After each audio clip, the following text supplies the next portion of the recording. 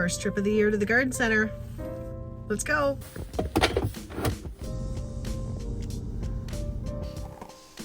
So I've been out shopping, mostly at the garden center. Let's go see what I got.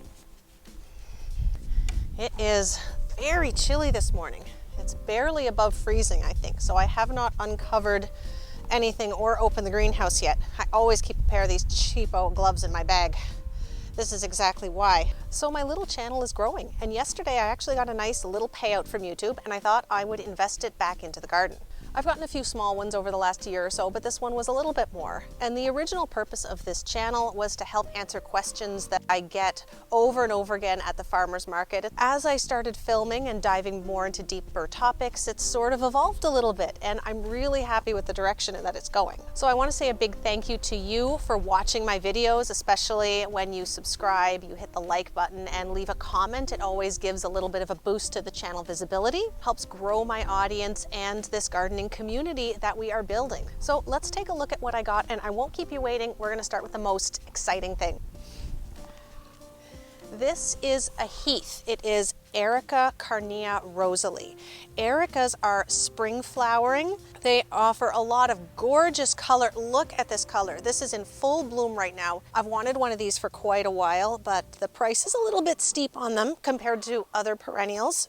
The fact that it's evergreen and blooms so early in the spring, it's just gorgeous. So I actually went to the garden center looking for certain herbs, rosemary and things like that, that I didn't start from seed. They didn't have those yet. So I decided to treat myself to this instead. And I also got these pansies to add to some spring planters that I'll be making over the next 2 weeks. Sun is starting to come out. That should warm things up a bit. I also grabbed a bunch of gladiolas, and they had them in bulk. So there's 3 different varieties of glads for the cutting garden in the summer. And I also picked up a new lily, a Martagon lily. Smaller flowers, they hang upside down, perennials, absolutely gorgeous. I have some in a deeper orange, but this one is different. This is called Lady Alice. It was only $5. I picked that up too. So those are all the plants. Then I went to Winners. I went in for 2 specific things. I wanted a vase and I wanted a new big sun hat. You all know that I wear this thing all the time, and it is great. This is my work hat. It is filthy, but it is a fantastic work hat for keeping the sun off my face. Most of the time when it's hot, I have my hair piled up here, so it's great for that. But I wanted a nicer hat, something maybe a little bit bigger. You know that I like my giant hats. This does not count as giant, but this one certainly does.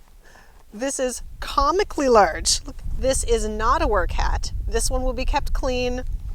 I'll wear it to the markets. It will be the butt of many jokes this summer, I'm sure, but I love it. I found my vase. I like this one because of its simple shape. It's fairly thick. It has a heavy base. It's generally heavy overall. We are going to cut and arrange the very first flower arrangement of the season into this today. And as an impulse that I found near the register, found this gorgeous little concrete bird bath. So this is just a little tabletop thing. It's going to sit right here on the picnic table. I also grabbed a large roll of frost cloth because we are getting a lot of low temperatures this week, and a bottle of deer spray. I haven't really had a lot of problems with deer in the past, just some small nibbles out of the hosta that I have around the edge of the woods. I can deal with that, but this year they have eaten all of the tulips in the garden beds, just a couple little clumps here and there. They've eaten every single one of them, including a small bed of doubles that I had down that way. Luckily though, not my main bed of 1500, because I always keep that heavily locked down with multiple layers of mesh just in case, and I'm so glad that I did, because I can handle losing a few tulips in the landscape. But those that I'm planning on selling within the next 2 weeks, that would have been a problem. That was my shopping for the day, all thanks to you guys who've watched my videos over the last 2 years. So thank you so much. And now we're gonna go and plant that Erica. So Ericas like slightly acidic, well-drained soil. That's important. They do not like sitting in water, but their roots are fairly shallow, so it shouldn't really be allowed to dry out either. I'm just clipping off a couple of dead stems that I see before we get this in the ground. So the border to this bed, I had initially put a hedge of lavender, which was lovely, but we lost one here last year. And it had creeping thyme in the front, which was also lovely, but I didn't end up liking the combination of the creeping thyme and the lavender. We also had a lot of weeds like horsetail and things like that that would come up under the creeping thyme, which made it really hard to weed. Our soil has quite a bit of clay in it, which means it's going to retain moisture and nutrients fairly well. This has a fantastic root system. So I don't have to worry about the soil drying out too bad. Even when we have drought conditions, once you get about 2 inches down, there is definitely still some moisture there. But being its first year, I'm going to make sure I give this a good thorough watering once a week if we haven't had any significant rain. And then I could probably reduce that in future years to maybe every 2 weeks. This garden slopes down a little bit. There is a dip here where I have the edge, and the whole front yard slopes downwards. So there is definitely no risk of this sitting in water. Now ideally, I'd do an entire hedge of this instead of the lavender. Looks so much nicer in early spring. Lavender does take a while to get going, but at $30 to $40 a piece. This was $35. I am in Canada, likely a little bit less in the US, and it's going to vary depending on the pot size too. So these look like they're roughly gallon-sized nursery pots. I wasn't going to buy a dozen of these. What I will do though is make sure that this is not a variety that is patented and maybe do some research on how to propagate it.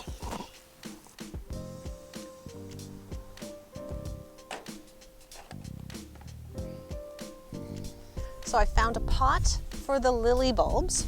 If I put them right in the gardens, I might unknowingly dig up something that hasn't sprouted yet. I've done that before. So by putting them in a pot, I can just leave them off to the side. I'll put them in a sunny spot so that they start to sprout, and I can bring them out and I can always move them into a spot in the garden once they get a little bit bigger. And you know what? Just made the impulsive decision that I think we're going to put these little pansies in there too. That way it'll look nice right away and we can enjoy it even before the lilies start to grow. Now lily bulbs are fairly good sized bulbs. They can also get fairly tall. So it's good to plant them a little bit deeper to give them a bit of support. It also helps regulate the moisture and the temperature. There, so these don't look the best, but I often find when I buy lily bulbs at the store, they don't look the best. They are usually fine. I'll give them a good water, and then I'm not going to water them too much until I see growth. They don't really have a lot of roots at this point. They're a little bit dried up. The moisture and warm temperatures will stimulate them to start to grow roots, and at that point we can give them a bit more. There we go, so they are evenly spaced. Add the rest of our soil. And these are going to be fairly temporary, so it doesn't matter if they go right over top. Oh my, that's root bound. So if you are picking up plants from the nursery or the garden center, check the roots, because if they look like this, what you really should do is put them in a bigger pot. That way the roots can spread out a little bit. That is if you are not ready to plant them out yet. The longer they sit like this, the more their growth will be stunted. So I'm not worried about putting these right over top of where the lilies are. As the lilies grow up, these will get pushed out of the way if necessary, or the lilies will just grow around them. This is a 6-pack, so I'm just going to put the rest all around the side. There, I could just feel the lily bulb when I put this one in, so I moved it over. The bulb is about there. So I'll just put the next one on the other side. Now I wouldn't normally wear gloves if I'm just planting a pot like this, but I'm obviously filming at the same time, and it would be way too much effort to be washing my hands every time I had to go and move the camera. I say camera, what I mean is my phone. So it's just easier in this case to wear gloves, but for things like this I normally wouldn't. So there we go. I'm putting all of the flowers facing this way so that when I sit this pot, probably in front of the greenhouse, all of the flowers are nice and prominent. Hopefully these will bulk up a little bit, I'm sure they will, and put on a really nice flower display until the lilies grow and start to take over. So these were inside at the garden center, and it's still getting pretty cold at night. So I'll probably put this in the greenhouse at night, assuming that these haven't been hardened off yet. And if it's really windy during the day, I'll probably leave them in the greenhouse. After about 2 weeks though, these should be able to stay outside full time.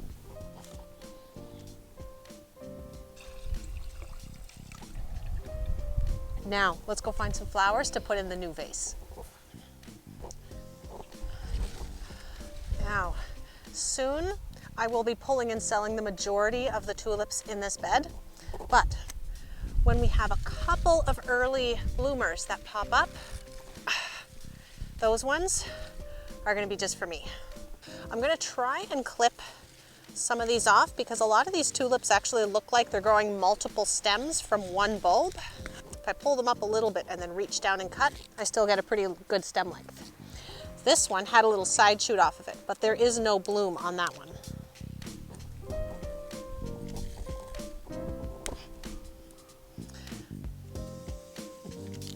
This little shorty is called Toronto. I'm not sure of this one, but I'm loving that big bold color.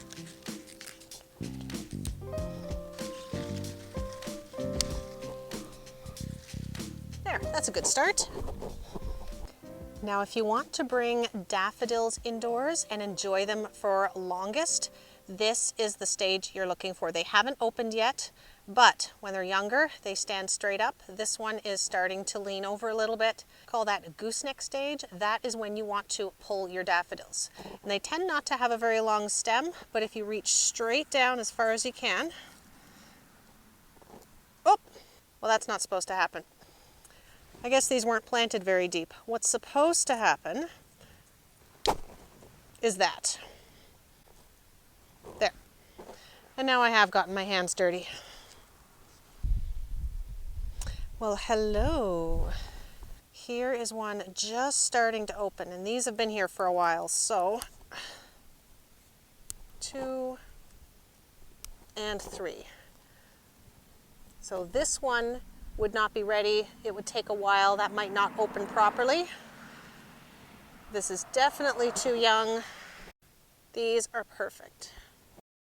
That's going to be bright and colorful. Just one last ingredient, I think.